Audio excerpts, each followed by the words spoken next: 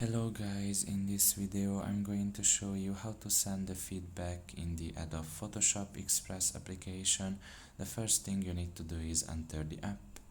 Once you are done with that and you are in the home page, you should look in the top of your left corner and there you will find three lines. Press on it and here you can just press on help and feedback, and after that just press on send feedback.